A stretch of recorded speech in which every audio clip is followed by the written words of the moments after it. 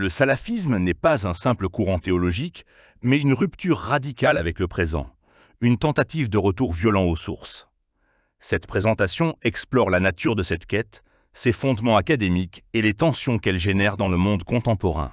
Au cœur de l'idéologie salafi se trouve l'obsession de l'origine, le désir d'imiter les pieux prédécesseurs, al-Salaf al-Sali. C'est une volonté farouche de revenir aux 3 premières générations de l'islam, impliquant un rejet catégorique de toute innovation, ou bida, perçue comme une corruption de la foi originelle. Cette quête de pureté s'inscrit dans une perception du monde moderne comme étant en décomposition. La modernité est vécue comme une menace existentielle, générant un profond sentiment d'aliénation.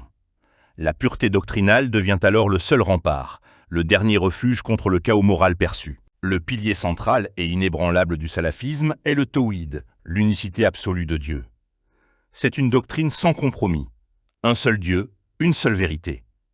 Elle implique le rejet de toute médiation et instaure une vision du monde binaire, séparant de manière absolue le pur de l'impur. Malgré cette unité théologique de façade, le mouvement salafi est traversé par une fragmentation interne profonde. Il existe des tensions constantes sur la méthode, le manhaj, d'application des textes. La lutte pour définir qui est le vrai salafi est une source perpétuelle de division. Le salafisme quiétiste choisit le retrait total du monde politique. Sa priorité est la purification individuelle et l'éducation religieuse. Il s'agit d'une résistance passive, une tentative de créer une contre-société imperméable à la corruption par l'isolement social. À l'opposé, le salafisme politique cherche à conquérir l'espace public. Il instrumentalise les outils de la modernité, comme les élections, pour influencer la législation.